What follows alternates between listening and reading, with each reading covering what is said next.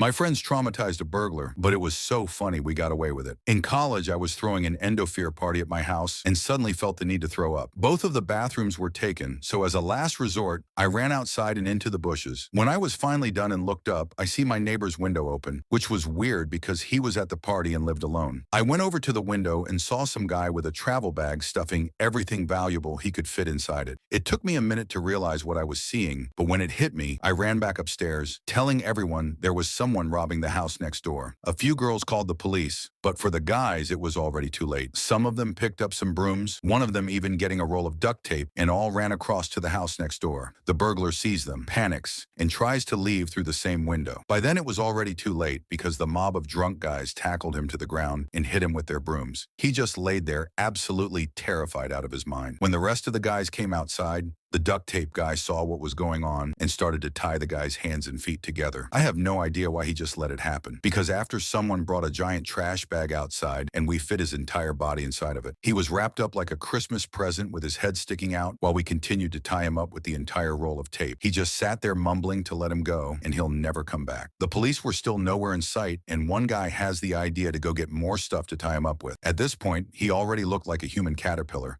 but they left to the dollar store to get some rubber bands. 10 minutes later, they came back with no bands, but an entire rope.